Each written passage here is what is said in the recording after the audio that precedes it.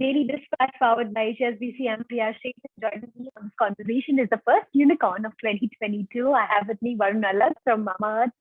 Thank you very much, Varun. I know Mamaearth is under the Honasa umbrella, where you have other brands as well. So I'm going to talk to you a little bit about, firstly, your unicorn status, because 2022 has brought in that along with a lot of funds as well. So tell us a little bit about what this means to you and what journey forward looks like. Hey, thank you for having me on the show. So it's a milestone for sure, and a milestone worth celebrating, like all other milestones are. But then a milestone which one should also look at as a milestone only, and then start looking forward. And that's what we have been doing. And while we celebrated the moment where it was, now we have moved on and we are looking at bigger future for the organization. And the funds that we have raised basically will be invested in three areas. One is continuing the disruptive growth through driving awareness, as well as increasing our distribution, especially in offline. Continue building new brands, and we've that's been on our minds, and that's a strong focus area for the organization for the last couple of years. Derma Company is what we launched 2 years back, which has done phenomenally, hit 100 crore run rate this month. And we've also launched two more brands, Aqualogica and Ayuga, in the last quarter, which are in the hydration and Ayurveda space.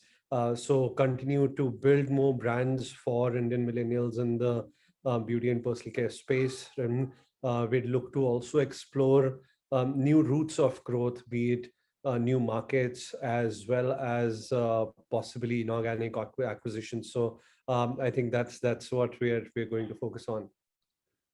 Right. It's a very interesting journey that you're looking forward to. But Varun, I want to talk to you a little bit about what are the key metrics that you're going to be looking at in 2022. Because when you look at growth rates, profitability, these kind of numbers, the business has come to that stage where these numbers matter now going forward. So tell us a little bit about what would be the key metrics that you've been focusing on.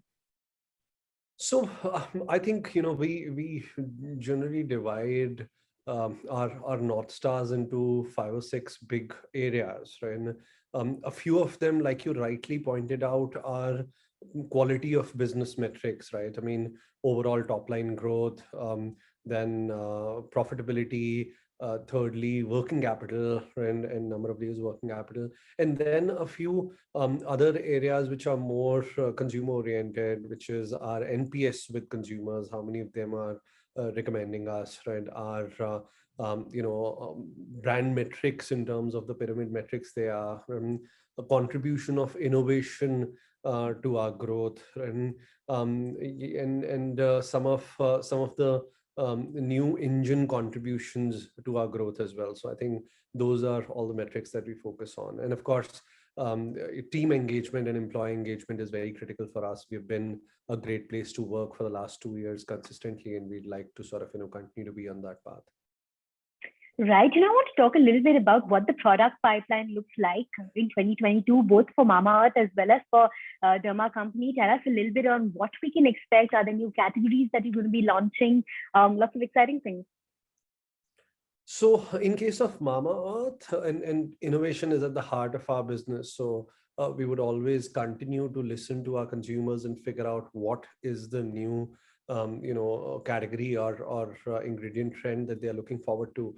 In case of Mamaearth, I think the two strategic categories that we are getting into this year, one would be color care, which is basically the entire color cosmetics category. But from a Mamaearth angle, it's about care, not just about cosmetics. So how do you make skin friendly color cosmetics? How do you deliver certified color cosmetics? So that's what the team has been working on, and we'll see that getting launched in the market this year.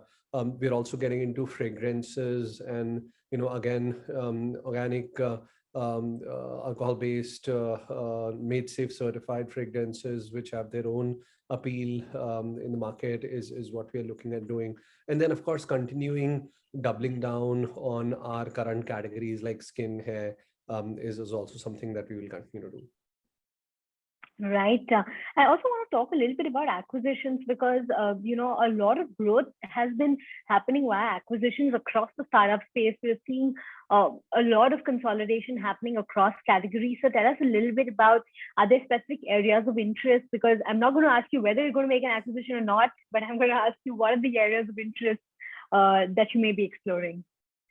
So I think firstly, we very strongly believe that while buying is far easier than building, right? Because buying only needs money, building needs capability, right? So our priority one continues to be building brands. And like I said, right, I think the Derma company hitting 100 crore run rate mark in just 2 years, which is almost 10 months earlier than when Mamaearth hit it, right, is a clear testimony of the fact that the company has capability to build brands, right? And that capability is priority one for us. But then we also are aware that there might be certain categories like a category like hair color, right, or category like color cosmetics, right, where we might not have natural strengths as we speak. And if we find great acquisitions in that space, then we would look forward to growing inorganically through them as well. Right. Varun, I want to talk a little bit about, overseas expansion. You did mention briefly that there are new geographies that you would be looking at building presence in.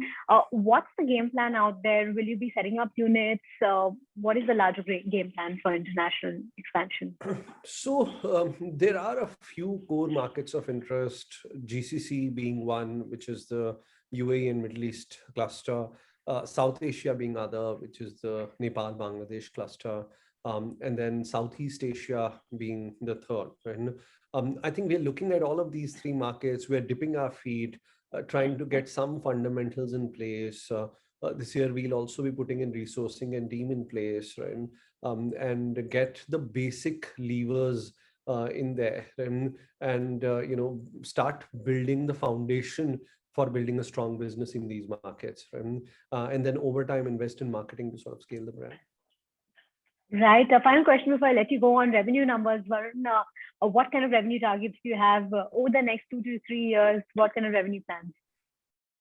Yeah, I mean, we want to continue growing at a disruptive pace. I think from a 3-year horizon, I would say we would be looking at anywhere between a 40 to 50% CAGR growth from where we are, right, over the next 3 years. All right, Varun. Thanks very much for joining us today. It's always a pleasure speaking with you. Thanks so much for your time.